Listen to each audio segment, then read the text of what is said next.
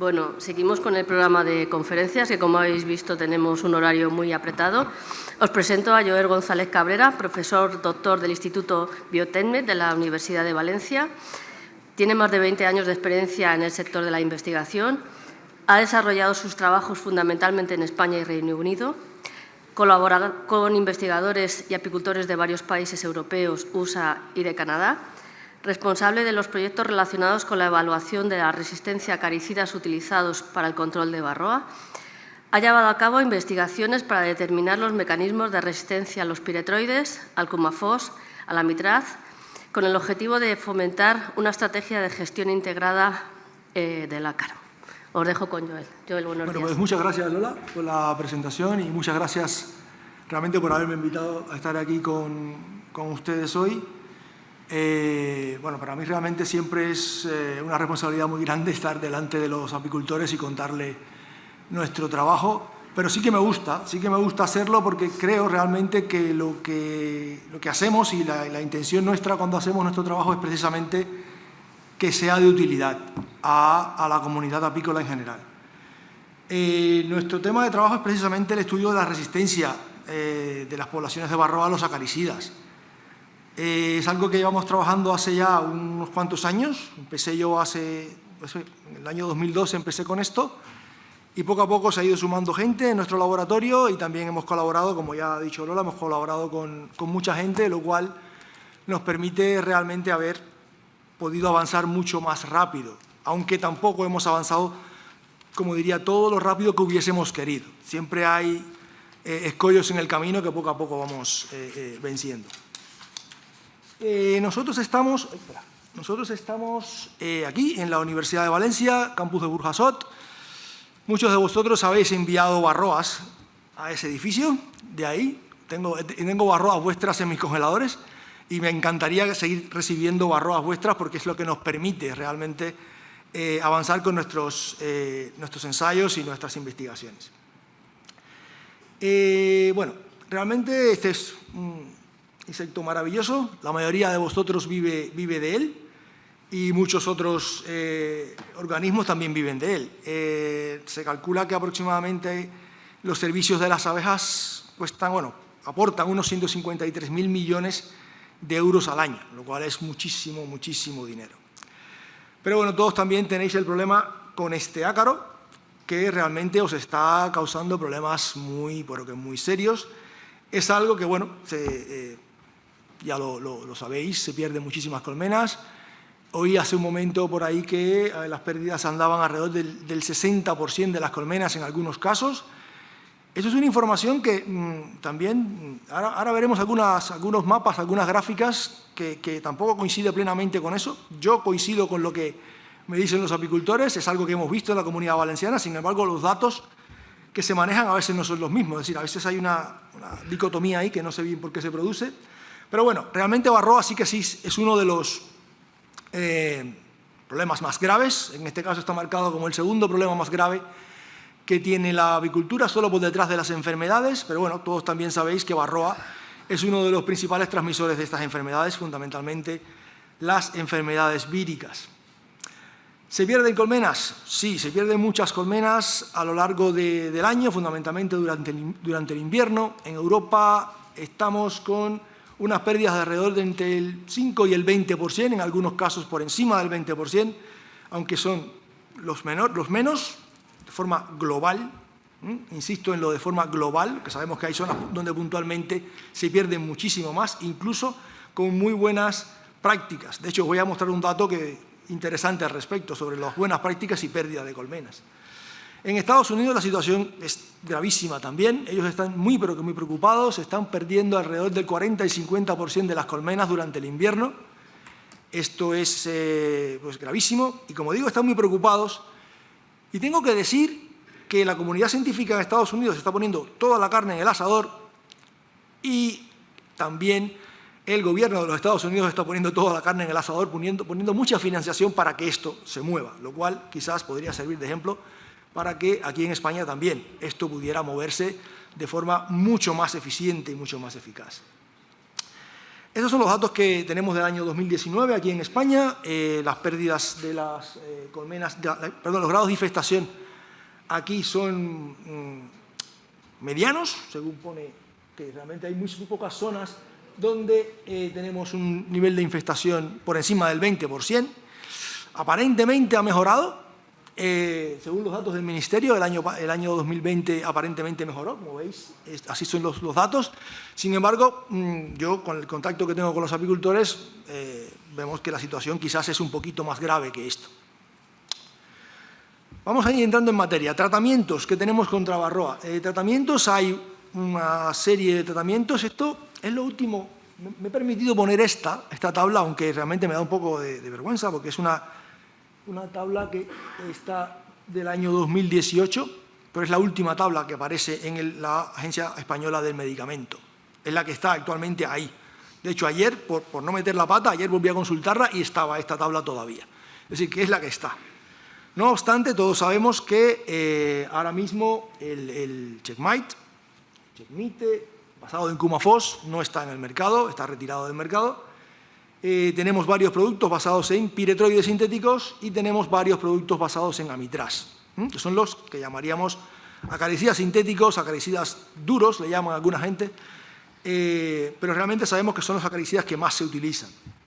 Fundamentalmente los basados en amitraz, los basados en piretroides se siguen utilizando en algunas zonas, pero mucho menos. Evidentemente, de eso voy a hablar yo ahora, porque realmente el tema de la resistencia a los piretroides es bastante generalizado. También hay productos que están basados en ácidos y aceites orgánicos, que son muy eficaces en determinadas condiciones y que realmente pueden ser una muy buena alternativa al uso de los acaricidas llamados duros, y podría ser una solución en algunas ocasiones. Pero bueno, en el caso de estos tres grupos de compuestos, y ya estoy llamando grupos, como veis les llamo grupos, porque realmente quiero tratarlos como tal. Y a lo largo de toda la charla los voy a tratar como tal, son grupos.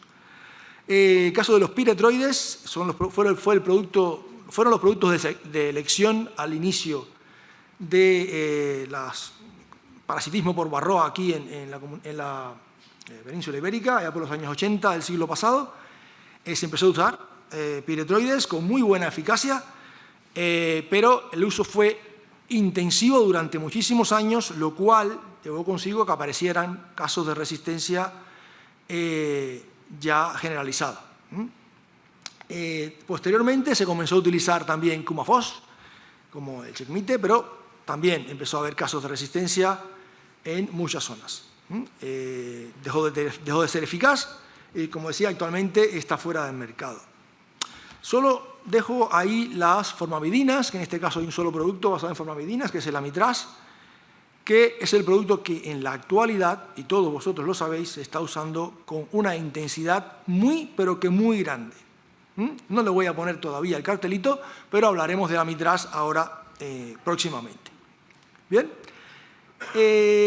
Antes de seguir, es una diapositiva que a veces pongo, últimamente no la estaba poniendo, pero el otro día me lo pidieron realmente que la pusiera, porque a mí me parece muy importante, y tampoco quiero repetirme muchas veces, pero es algo que sí que creo que es importante que lo tengáis claro.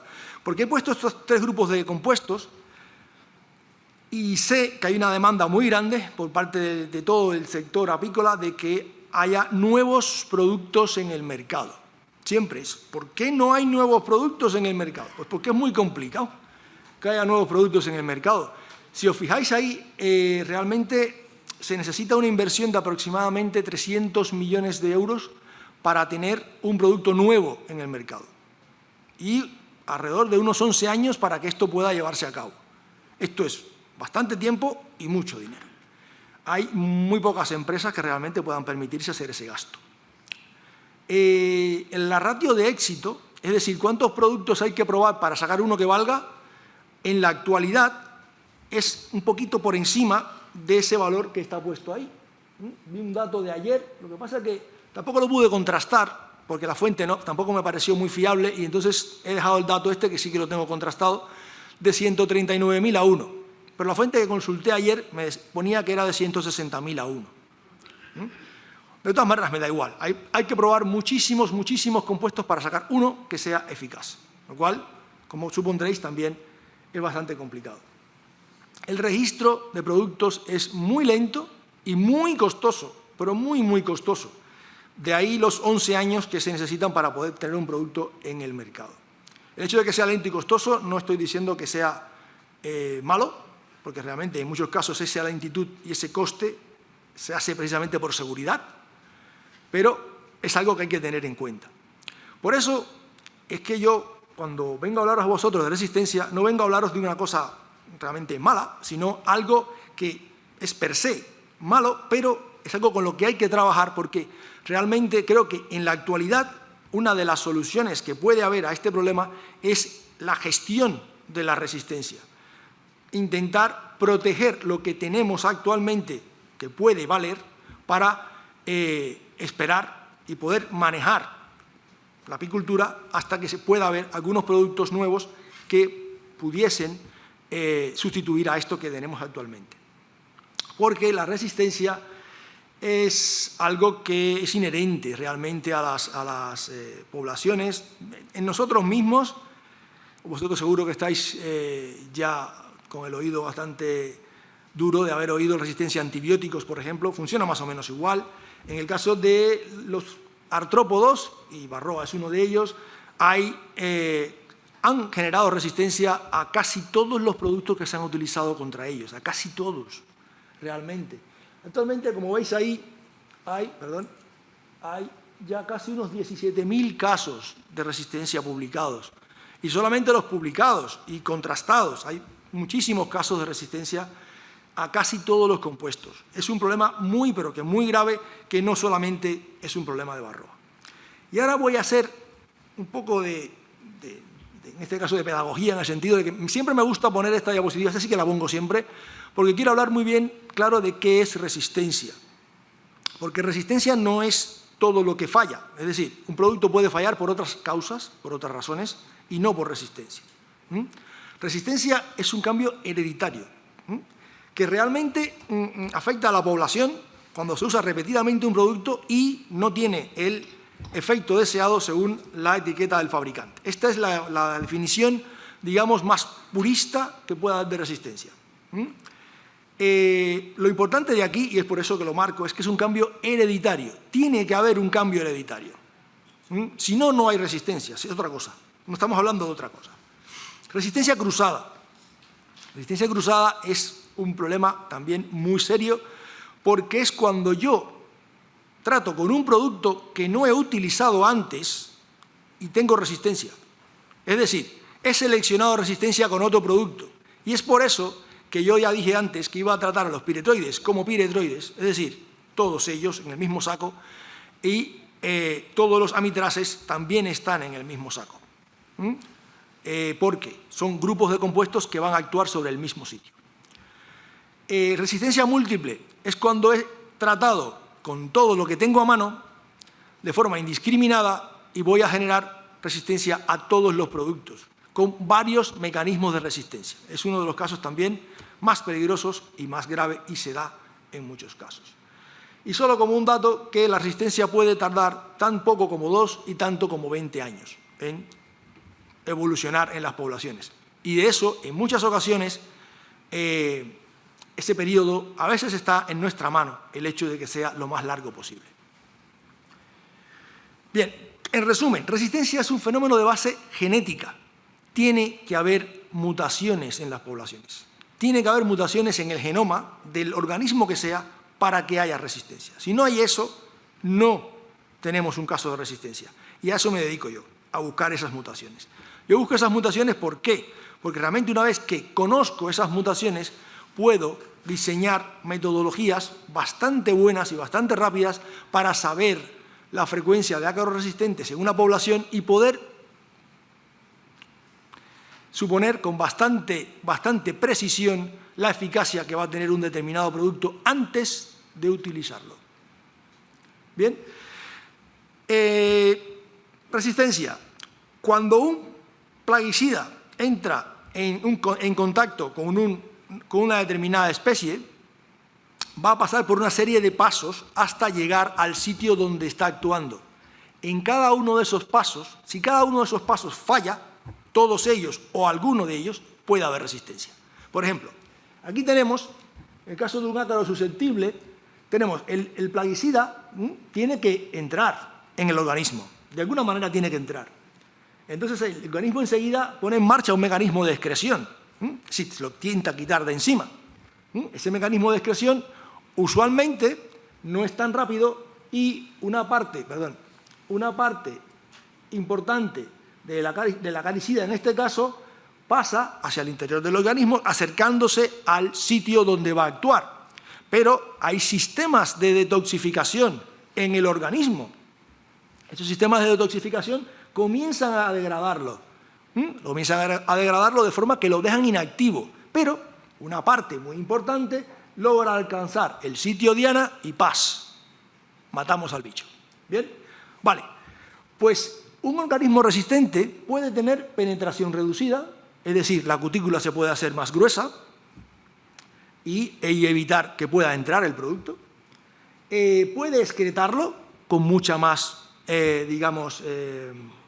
facilidad y tenemos que hay muchísimo menos producto activo que pueda entrar en el sistema. Puede degradarlo con mucha, pero mucha más rapidez, con lo cual ese producto degradado ya no va a hacer efecto y tenemos este último de aquí que se puede modificar el sitio de unión, con lo cual da igual lo que llegue al sitio de unión que no va a hacer efecto. De hecho, estos dos de aquí son los más comunes y realmente en el caso de Varroa este es el único que hemos encontrado. De momento, déjame decirlo, el único que hemos publicado, porque realmente hemos encontrado que también este de aquí está siendo la causa, es la causa que sabemos ya que causa resistencia al Coumaphos, pero de ella no voy a hablar ahora porque realmente son resultados muy recientes que no tengo de momento preparados para poder presentaros a vosotros. Modificación del sitio de unión. Como decía, es el que más hemos encontrado en Varroa, es el mecanismo de elección, es el más peligroso. ¿Por qué es el más peligroso? Porque lo que decía, puede llegar toda la cantidad de acaricida que queráis al sitio de unión, que si no se une es como si le estuvierais echando agua al bicho. No va a hacer nada. Por tanto, los niveles de resistencia son muy altos. Y una cosa muy importante es que genera resistencia cruzada dentro de la misma familia de plaguicidas. Por eso pongo aquí esto, que quiere parecerse una sinapsis de una neurona, porque los acaricidas, estos que os he presentado, son acaricidas que actúan sobre el sistema nervioso. Y tenemos por aquí, por ejemplo, aquí el canal de sodio, que está en los axones de la mayoría de las células excitables, y este canal de sodio es la diana de los piretroides, también del DDT, pero bueno, realmente en este caso nos atañen los piretroides. Todos los piretroides se unen al canal de sodio. Los organofosforados se unen a la acetilcolinesterasa, que es una enzima que también se encarga de la gestión de la acetilcolina en el espacio intersináptico. Bien, os pongo esto realmente por poneros después esto, que realmente todos los piretroides se van a unir al canal de sodio. Por tanto, si el canal de sodio está mutado en la zona en que se unen los piretroides, ninguno de ellos va a hacer efecto. Así de simple. Lo mismo sucede en el caso de la acetilcolinesterasa. Si la acetilcolinesterasa está mutada, ninguno de estos compuestos va a hacer efecto. Realmente os lo pongo porque en muchas ocasiones me pasa que algunos de vosotros me decís, no, pero si he tratado con este producto que es diferente a este otro. Y yo, pues efectivamente es una materia activa diferente, es un compuesto diferente, pero realmente se está uniendo al mismo sitio, porque la familia es exactamente la misma. El clorfenbinfos, por ejemplo, que mucha gente dice que no lo usa, pero realmente se usa, porque la cera no miente, y cuando analizamos la cera vemos que hay mucho clorfenbinfos, está actuando en el mismo sitio que actúa el Coumaphos. Por tanto, es muy probable que si tienes una resistencia ya generada al Coumaphos, usas clorfenbinfos y te va a pasar exactamente lo mismo o viceversa. Clorpirifos, no creo que nadie use clorpirifos para tratar contra varroa, porque es muy, muy tóxico para las abejas, pero el clorpirifos sí que se usa en algunos casos, aunque ya está prohibido por la Unión Europea, pero se sigue utilizando clorpirifos en agricultura y esto, evidentemente, también puede estar provocando que entre clorpirifos dentro de la colmena y esté también ayudando a la selección de resistencia a los organofosforados. Bien. En el caso de los piretroides, nosotros, como decía, yo empecé este trabajo en el año 2012 y vimos que realmente, bueno, os explico un poco el mecanismo. El mecanismo de acción de los piretroides es, como decía, unirse al canal de sodio que está en los axones de las células excitables y realmente lo que hace es que, bueno, el piretroide entra dentro del canal, el canal de sodio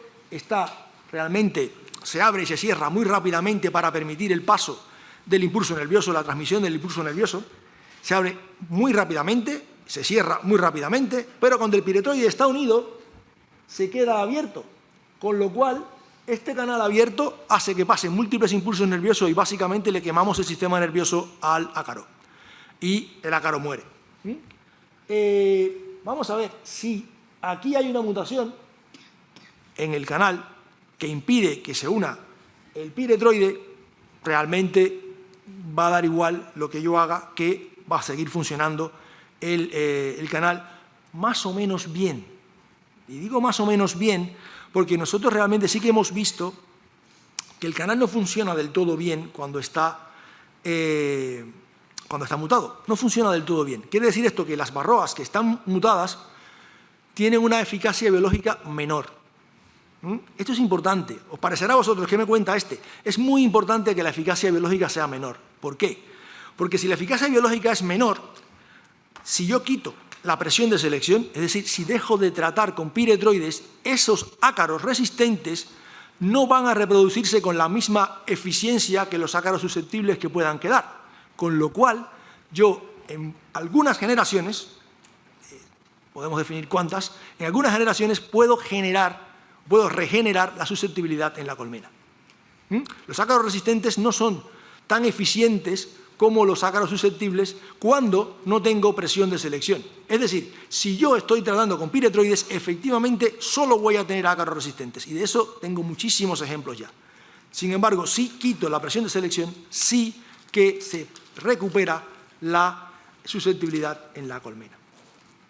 Bien, nosotros lo que hicimos fue encontrar en los ácaros resistentes una mutación aquí en esta zona. Este es el bolsillo, este es el canal, y por aquí es por donde entran los iones sodio, y aquí también esto que veis aquí, estas bolitas que veis aquí, es el piretroide cuando se inserta dentro del canal para dejarlo abierto. Pero nosotros encontramos aquí un cambio, es un cambio de un solo nucleótido, es un cambio muy pequeñito, un cambio de una citosina por una guanina que cambia el aminoácido. Y al cambiar el aminoácido se produce esta disrupción aquí en el canal, que es lo que impide que se una el piretroide. De esta manera, nosotros lo que hemos visto, y esto lo hemos probado ya muchísimas veces, digo, este trabajo está más que probado ya, hemos visto que se produce resistencia tanto al fluvalinato como a la fluventrina como a la crinatrina. Y teóricamente cualquier piretroide que se pueda utilizar va a verse afectado por esta mutación. Por esta y otras. Hemos encontrado otras. Esta es la mutación que hemos encontrado aquí en la mayoría de las colmenas europeas. Hay solamente un caso que hemos encontrado en la Isla del Hierro de una mutación a metionina, que es la mutación que juntamente con isoleucina es la que está en Estados Unidos, pero no voy a meterme mucho con Estados Unidos ahora, hablamos solamente de aquí de España, pero realmente quiero que os quedéis con que esta mutación está repartida por toda España y por toda Europa. ¿Con la misma frecuencia? No, no está repartida con la misma frecuencia. Y eso es un dato importante, un dato muy importante a tener en cuenta. Bien, nosotros con esta información, ¿qué hicimos? Con esta información lo que hicimos fue generar un método diagnóstico. Un método diagnóstico que es muy rápido porque nosotros en muy pocas horas podemos saber, con el número de ácaros suficiente, en muy pocas horas podemos saber la frecuencia de ácaros resistentes que hay en una población. Si yo tengo el número de ácaros suficientes, y en este caso, para esta prueba, me vale con cualquier tipo de muestra, es decir, ácaros muertos de una semana, perfectos para esto. Para llegar a saber esto, y esto lo sabe muy bien Lola, porque le hemos dado la brasa alguna vez para buscar muestras, y lo saben todos aquellos que me han mandado muestras alguna vez, para llegar a saber la información, para llegar a descubrir cuál es la mutación, sí que necesito ácaros vivos, necesito que me mandéis los cuadros de cría en determinadas condiciones, es decir, es un trabajo arduo y bastante pesado. Pero una vez que lo sabemos, realmente esta prueba es muy, pero que muy robusta. Con ácaros, como decía, muertos de una semana o incluso más, resecos, se puede hacer y funciona muy bien. ¿Qué hacemos con esto? Tampoco me voy a meter en las especificidades de cómo funciona. Yo lo que hago es tener como dos fragmentitos de ADN, uno específico para el ácaro resistente, otro para el ácaro susceptible, y lo que hago es que incubo esa muestra con el ADN que extraigo de los ácaros que me mandáis, eso se pone en una plaquita y hago una reacción, y lo que voy a tener es realmente algo como esto. Yo voy a tener en una gráfica, en una zona, cada uno de estos puntitos es un ácaro. La muestra, una muestra. Voy a tener los ácaros que son SS, que son homocigotos susceptibles, es decir, se mueren. Voy a tener los heterocigotos, que también se mueren, no me voy a meter ahora por qué, pero también se mueren.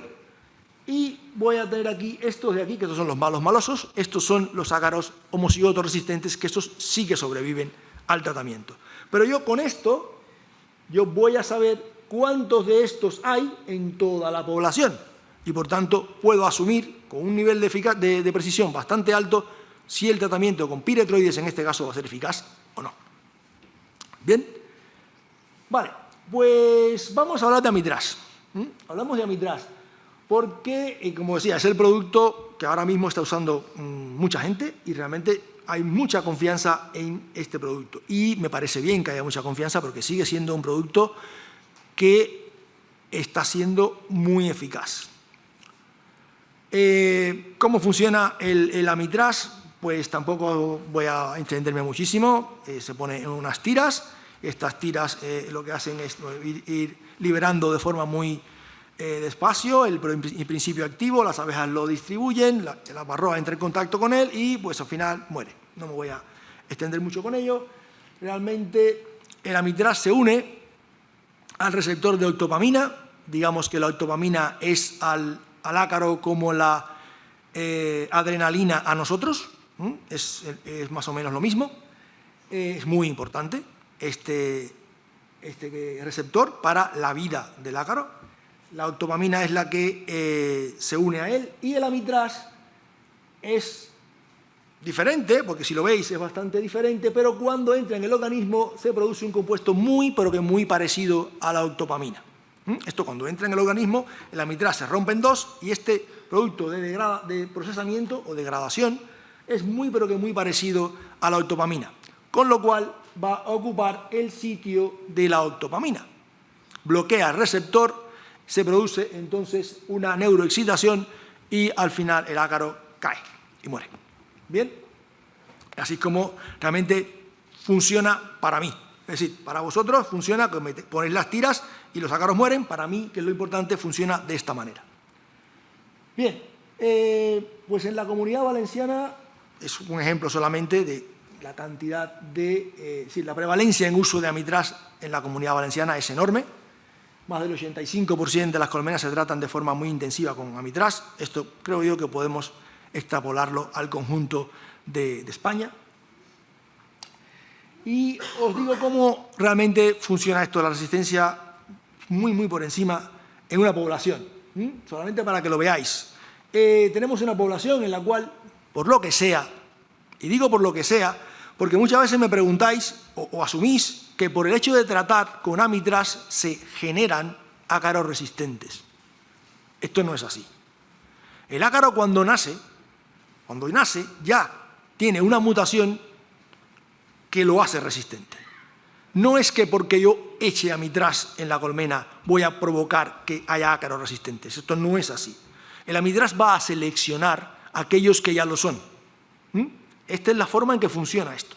Entonces, en una población que por lo que sea, aleatoriamente hay una mutación que hace que este ácaro sea resistente.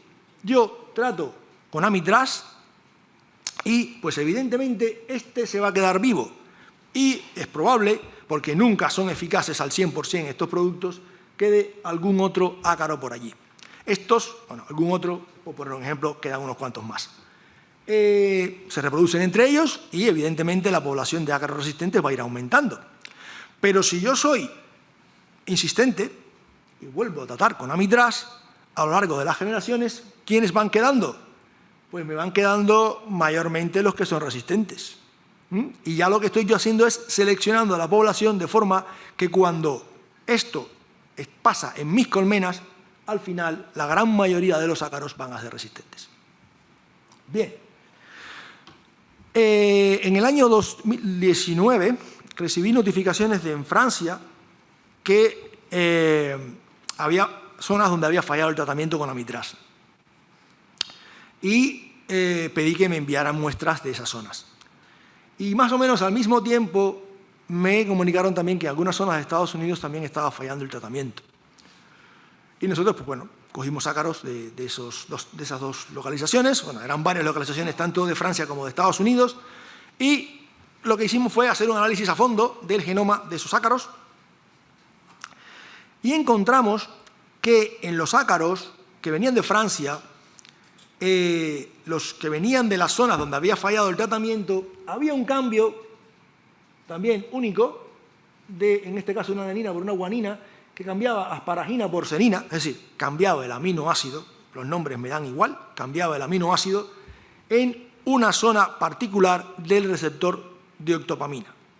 Ese es el nombrecito que le damos, pero básicamente es el receptor de octopamina que es el encargado de unir la octopamina en la unión intersináptica. Bien, pues esa mutación estaba representada de forma muy mayoritaria en las colmenas que venían donde había fallado el tratamiento y en las colmenas donde el tratamiento se estaba tratando con oxálico, que no se había tratado con Amitraz, realmente no estaba esa mutación. Es decir, había una asociación muy, pero que muy alta entre la presencia de la mutación y el fallo del tratamiento. En el caso de Estados Unidos recibimos muestras de varios sitios y hicimos algo muy parecido, pero en este caso encontramos en el mismo receptor, exactamente en el mismo, otra mutación. En este caso, una mutación que cambiaba también el aminoácido, en este caso de tirosina, por histidina. Un cambio importante de dos aminoácidos que realmente el cambio en este caso es bastante importante. Y vimos que también, efectivamente, esta mutación estaba muy representada en aquellas colmenas donde había fallado el tratamiento y apenas estaba en las colmenas donde no había fallado. Esto lo vimos, son muestras que se recogieron en el año 2018.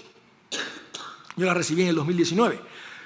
Pero teníamos muestras de otros ensayos que habíamos hecho anteriormente para otras cosas, con piretroides, y decidimos ver si la mutación ya estaba anteriormente. Vimos que efectivamente la mutación, por ejemplo en este caso de Michigan, vimos que las muestras en la misma zona aproximadamente en el 2016 ya había mutación y vimos cómo iba aumentando el porcentaje de mutantes a medida que iban avanzando los años. ¿Por qué? Porque efectivamente los apicultores de Estados Unidos también hacen lo mismo, van tratando exactamente siempre con lo mismo, con lo cual va aumentando la población de ácaros resistentes. De hecho, allí en muchas ocasiones tratan con lo mismo y en muchas ocasiones también tratan con productos que no están autorizados, que en todos sitios cuecen habas. Vale, pues en el caso de la Amitraz hicimos lo mismo. Diseñamos un ensayo muy parecido al que ya tenemos con los piretroides y funciona también muy, pero que muy bien. En el caso de las muestras de Francia y de Estados Unidos, tenemos que también separamos con muy buena calidad los ácaros de los diferentes grupos y podemos también saber la frecuencia de ácaros resistentes y ácaros susceptibles en las muestras de Francia y de los de Estados Unidos. Y vosotros me diréis, vale, en Francia y Estados Unidos, pero aquí en España, ¿qué pasa? Pues en España recibimos unas muestras de la zona de la Comunidad Valenciana donde el tratamiento no había sido lo mejor que se hubiese esperado. Realmente vimos que estas muestras tenían una mortalidad bastante baja y recibimos estas muestras y vimos que no estaba ninguna de las dos mutaciones, las que habíamos encontrado en Francia y los Estados Unidos. Sin embargo, sí que habíamos una mutación que era también exactamente en el mismo receptor, pero en otra zona del receptor también.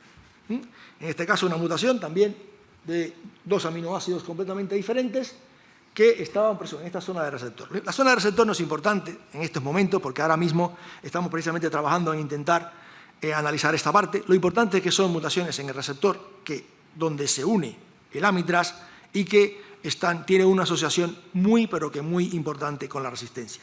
En el caso de las mutaciones de España, estos datos son recientes y ahora mismo estamos intentando avanzar lo máximo posible y lo más rápido posible para establecer esa asociación de forma mucho más precisa. También hemos diseñado el método diagnóstico para la mutación española. Lo tenemos y funciona también muy bien, pero que muy bien, y podemos hacer los análisis también muy rápido ahora mismo para la resistencia al amitraz. Estamos haciendo otros ensayos un poco más, digamos, científicos, sabemos en ese sentido que un poco más profundos para analizar la implicación de cada una de estas mutaciones en el mecanismo de resistencia, para saber si estas mutaciones generan el mismo nivel de resistencia o no. ¿Bien? Porque puede ser importante, porque se puede dar el caso de que haya una importación de abejas de un sitio a otro y tengamos entonces dos mutaciones en el mismo ácaro, y si hay dos mutaciones en el mismo ácaro, entonces es muy probable que el nivel de resistencia sea muchísimo mayor. Bien, ahora os voy a hablar un poco rápido de algunos proyectos de investigación que hemos estado haciendo para estudiar la resistencia tanto en la Comunidad Valenciana como algunos otros que hemos hecho con colmenares experimentales. En el caso de la Comunidad Valenciana hicimos unos ensayos bastante amplios con todas las ADS de la Comunidad Valenciana. Consellería se involucró mucho para lograr aglutinar a todas las asociaciones de apicultores. Esto fue liderado por Apival, que fueron los que tomaron la iniciativa para poder presentar estas ayudas al Plan Nacional Apícola, que dicho sea de paso, en esa época fue bastante difícil ponerlo en marcha porque no estaba muy bien diseñado. Por lo que han contado esta mañana, aparentemente se va a reformar un poco y creo yo que en la buena dirección, porque es muy duro para mí oír que se pierde dinero porque no se ejecuta, y cuando a veces hay necesidades de financiación pero que muy grandes. Os lo digo claramente, nosotros para trabajar necesitamos financiación y en muchas ocasiones se pierden cientos de miles de euros porque no se ejecuta bien. Esto yo no lo entiendo. Que alguien me lo explique bien, pero yo no lo entiendo.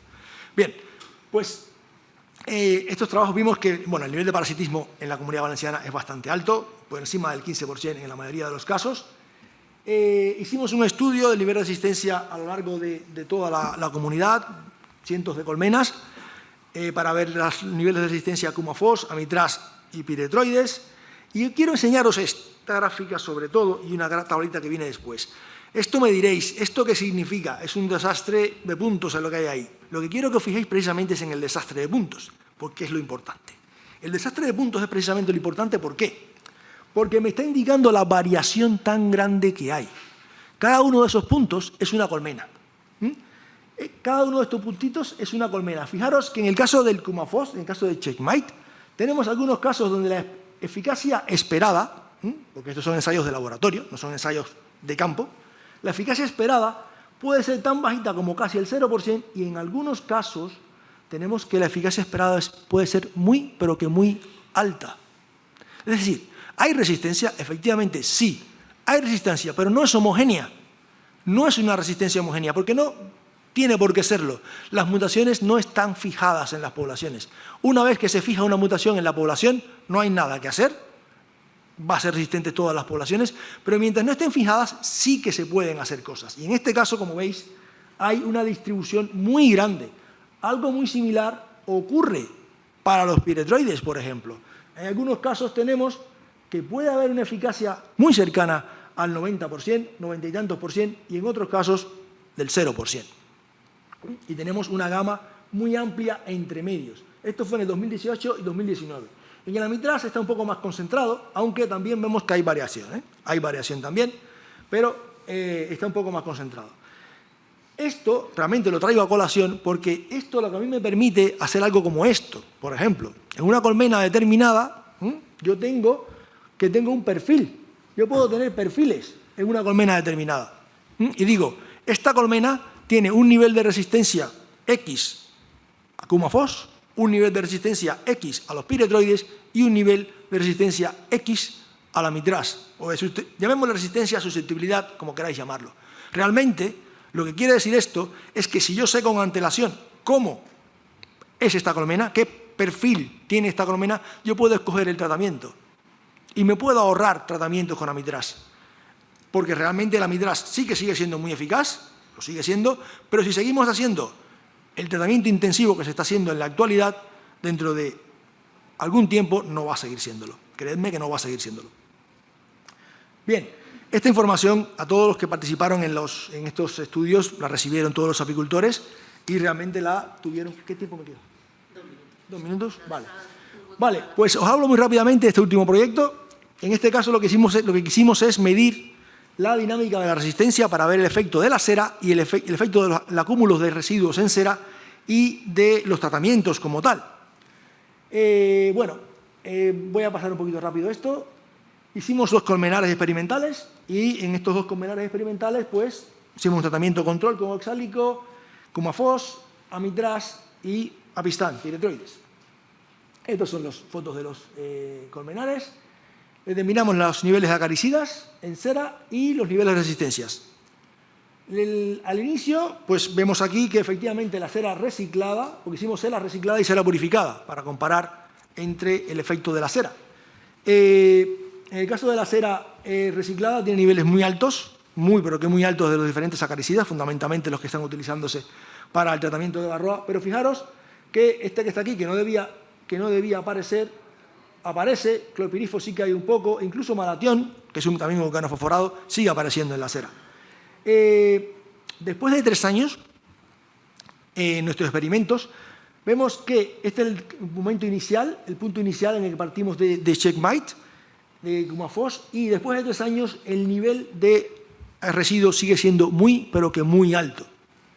Aunque ha bajado muy significativamente, el nivel de residuos en la cera sigue siendo pero que muy alto después de 3 años. En el caso de los niveles de resistencia, a los 3 años, hemos visto que efectivamente el tratamiento tiene, y eso es algo que es un poco, en este caso, bastante claro, pero es importante demostrarlo, si yo no trato con apistán, por ejemplo, en este caso, vemos que la susceptibilidad va aumentando. Sin embargo, si trato con apistán, cae en picado. Cae en picado de forma pero que muy rápida. Lo mismo pasa en el caso del checkmate. Si yo dejo de tratar, aún habiendo niveles de residuos importantes, ojo, porque habéis visto que el nivel de residuos sigue siendo importante, aún habiendo niveles de residuos, la susceptibilidad empieza a aumentar. Es decir, si dejo de tratar, comienzo a recuperar la susceptibilidad. ¿Ven? Quedaros con ese dato. ¿Vale? Y en el caso del amitraz, pues sigue siendo muy eficaz, sigue siendo muy efectivo, pero fijaros en un detalle. En el año 2020, con respecto al año 2022, ya tenemos diferencias significativas de que comienza a bajar un poco la eficacia. En colmenares experimentales, no estoy hablando de campo en este caso. Bien, y esto solamente para enseñaros lo que decía antes de pérdida de colmenas. A 1 año y medio habíamos perdido el 35% de las colmenas, en los 3 años habíamos perdido el 60% de las colmenas. Esto con un manejo, digamos, de lo mejor que podíamos hacer en este caso. Pero la presión de Varroa que teníamos que mantener era tan alta que al final el nivel de la pérdida de colmenas es muy alta, sin que hubiese diferencias entre cera purificada y cera reciclada. ¿Qué quiere decir esto?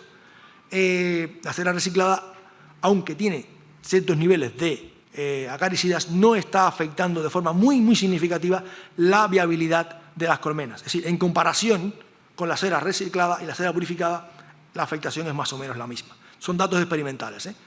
No estamos haciendo elucubraciones. Ya termino. Y, bueno, realmente, termino aquí con esto. Nosotros hemos realmente descubierto los mecanismos de resistencia, hemos diseñado test de diagnóstico rápido, hemos rastreado los niveles de resistencia a nivel de la Comunidad Valenciana. Nos gustaría muchísimo poder hacerlo a nivel nacional. Sería muy interesante poder hacerlo a nivel nacional para tener datos sólidos a nivel nacional. Hemos hecho algo, pero muy poquita cosa, que es lo que nos han dejado realmente. Sabemos que hay un efecto muy rápido del tratamiento sobre la evolución de resistencia y para nosotros es vital conocer el estado de la resistencia antes de hacer tratamientos. Si lo logramos hacer así, es muy probable que tengamos alguna solución. Y muchísimas gracias.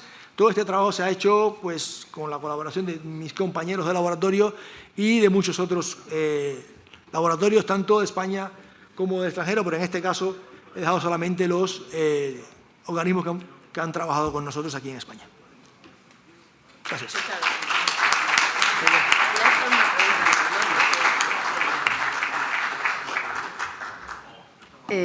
Dejamos espacio para una pregunta nada más, que vamos muy justos con el tiempo.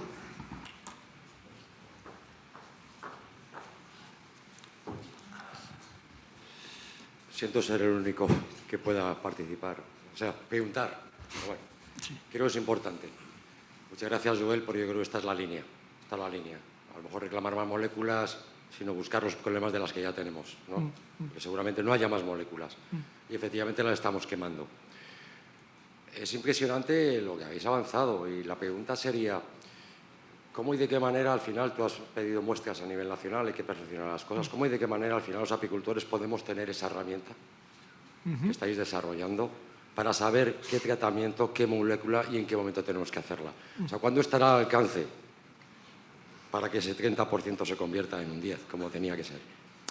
O sea, ¿qué crees tú que necesitamos vosotros y nosotros? A ver,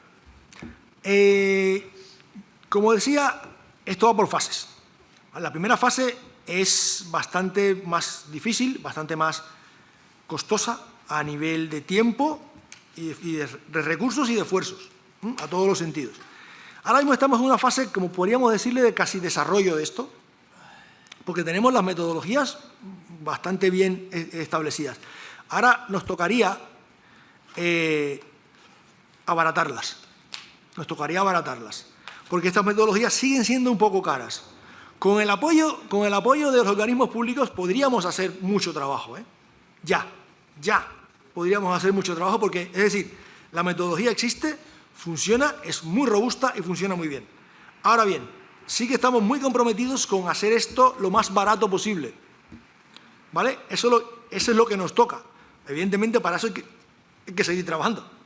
Y ahora mismo, una de las líneas de trabajo más importantes que estamos intentando poner en marcha es esa. Hacerlo lo más barato posible, para que a los apicultores les cueste mucho menos dinero poder acceder a estos servicios, ¿vale? Porque nosotros ahora mismo podríamos hacer los ensayos, podríamos hacerlo, pero realmente a nosotros nos cuesta dinero hacerlo. Entonces,